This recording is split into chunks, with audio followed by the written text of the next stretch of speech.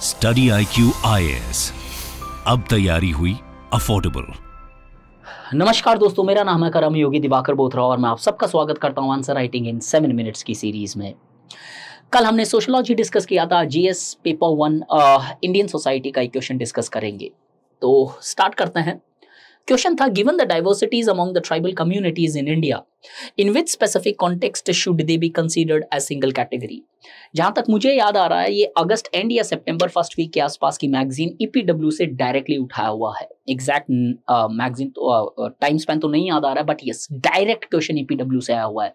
GS की बात कर रहा हूं, इसीलिए मैं बोलता हूं ईपीडब्ल्यू पढ़ो, कम से कम 7 क्वेश्चन आपके वो प्रॉपर तरीके से वहां से आएंगे। सोशो में तो बहुत ज्यादा आएंगे उससे भी। इस क्वेश्चन के अंदर प्रॉब्लम ये आती है कि सीधा सीधा कुछ नहीं पूछा गया है। क्वेश्चन पूछ रहा है ट्राइबल में डाइवर्सिटीज तो है, बहुत सारी डाइवर्सिटीज है, लेकिन क्या कोई ऐसी कैटेगरी है जिसके अंदर they can be considered as a single homogeneous entity. देखते हैं कैसे लिखना है। अगर इस क्वेश्चन को आप पहले अटेम्प्ट करना चाहो तो एक बार अटेम्प्ट करो एंड सी। आपके पास कई बार डेप्थ लैक हो जाती है। हम सिंपल सा पढ़ लेते हैं, शेड्यूल ट्राइब क्या होता है, ट्राइब क्या होता है, and we are done with it. Question इतने सिंपल नहीं आ रहे हैं। Just raise your standards. It's a sincere request by your mentor, please raise your standards, start focusing on analysis. Request करता हूं हाथ जोड़ के कि कंटेंट की रेस से बाहर आ जाओ दोस्त। जो थोड़ा सा पढ़ रहे हो ना, काफी आपको एग्जाम क्रैक करने के लिए, बस आपको उसको देखना है कि किस तरीके से इसे अप्रोच किया जा सकता है या क्वेश्चन बन सकता है।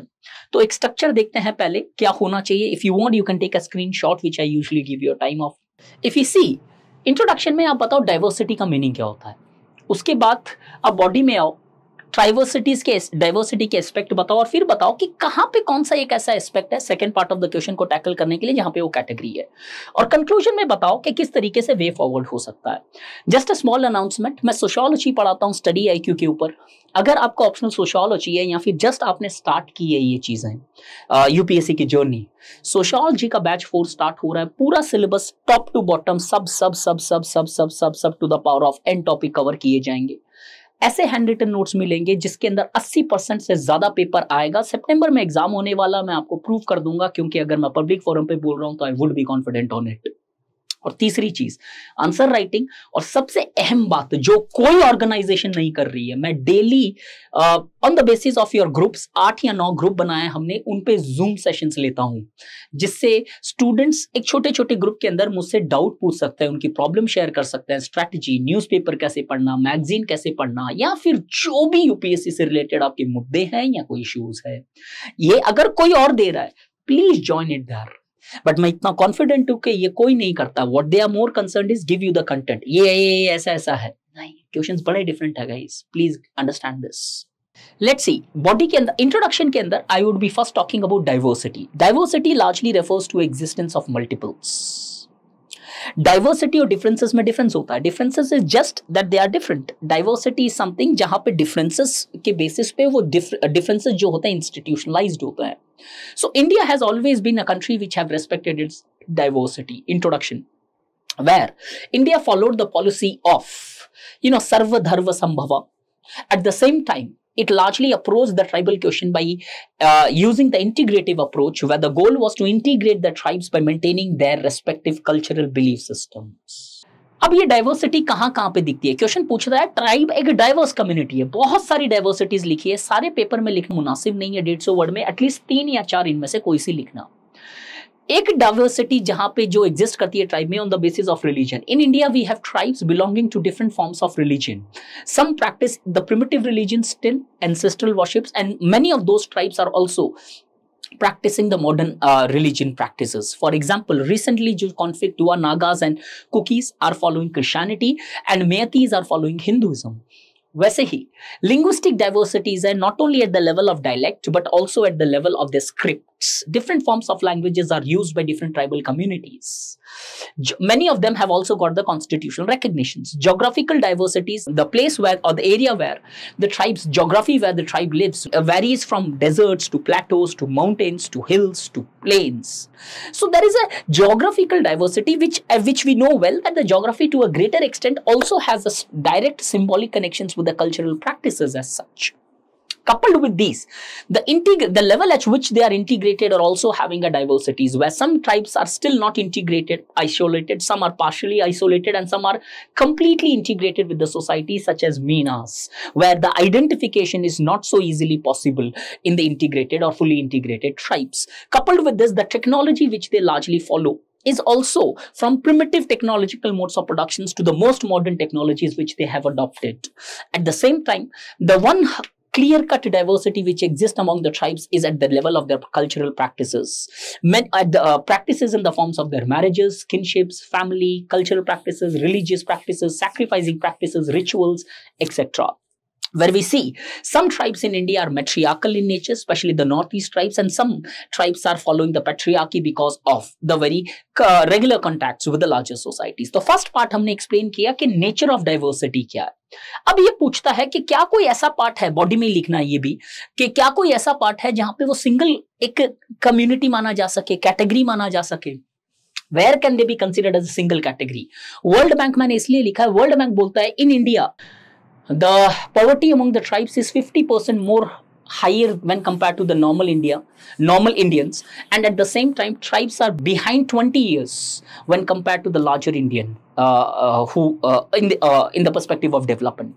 20 साल पीछे है ट्राइब्स एक आम जनता से, एक आम आदमी से, और 50% ज्यादा पॉवर्टी है उधर उनके बीच में when compared to the poverty rate present among the people who are not tribes. अगर इस कंटेक्स्ट में देखें तो एक चीज में माना जा सकता है कि tribe can be considered as a category as all the tribes, irrespective of their practices, they can be considered as left behind people who have not largely become the equal partners as far as the development in India is concerned. Beside this, at which they can be classified as a social grouping on the basis of their cultural practices, although there is a huge variations present as shown here. But despite this cultural variations, we do see majority of the tribes largely follow the descent systems, where they consider themselves as the descendants of certain being or supernatural being. वो ये मानते हैं कि वो किसी एक particular वंशज से निकलते हैं. सारी की सारी जो ट्राइब है वो किसी ना किसी एक ही पर्टिकुलर एंसेस्टर से अपने आप को ट्रेस करती है. वो सिंबॉलिक भी हो सकता है, जैसे इंडिया के अंदर, ऑल्दो ये ट्राइब का एग्जांपल नहीं है, जस्ट आपको समझाने के लिए कि सूर्यवंशी, सूरज के वंशज, चंद्रवंशी, यादववंशी, कृष्ण के वंशज, इस तरीके से ट्राइब के अंदर बहुत मोर और लेस स्ट्रांगली एक कॉमन फीचर दिखाई देता है. तो हमने दो जगह बताई, एक कि डेवलपमेंट के बेसिस पे वो एक कैटेगरी माने जा सकते हैं, और दूसरा कैसे कल्चर के बेसिस पे वो कैटेगरी माने जा सकते हैं. अब इससे आगे बढ़े तो कंक्लूजन में कैसे करना है. Hence it can be seen that because of the development perspectives, because of the swift integration of tribes with the larger Indian societies, and at the same time because of the anticipatory socializations where the tribes are in regular touch with the caste, borrowing many of the larger societies feature, could be religion, could be caste, and coupled with the various policies of tribal integration taken by the government, the tribes cannot be clear-cut demarcated from the larger societies. But however, because of their underdevelopment, they can be considered as a social grouping. Hence, it's time that the tribes who have always become the victims of unbroken chain of broken promises, it's time for the Indian society to largely recognize their talent, recognize their knowledge, and make them an equal participant in order to fulfill the prospects of सबका साथ, सबका विकास and सबका विश्वास. ऐसे conclude करूं answer कि आपने paper 3 को भी पेपर 1 से इंटीग्रेट कर दिया है. और अगर आपको इस तरीके से सोशियोलॉजी या फॉर दैट मैटर जीएस, जो हमारा 30 तारीख को बैच क्लोज होने वाला है, ऐसा पढ़ना है, और अगर आपको लगता है कि शायद आप मेरे टीचिंग से थोड़ा सा आइडेंटिफाई कर रहे हो, तो join our batch 4 which is starting here.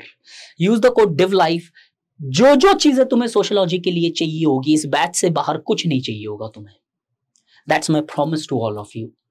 And really, this is the time to take your optional to a next level. चाहे आप स्टार्ट कर रहे हो यूपीएससी या चाहे आपने कोचिंग कर रखी है, एक बार मेरी सोशियोलॉजी इन 10 मिनट्स की सीरीज देखना. Even if you have done your coaching and you are finding sociology as a challenging, और बाई चांस किसी के दिल में ये सवाल है कि सोशियोलॉजी में चेंज कर लूं, एक बार 10 मिनट्स के 2-4 एपिसोड देखो and come to be, and I will make sure कि आपको सोशियोलॉजी से कभी हेट नहीं होगा.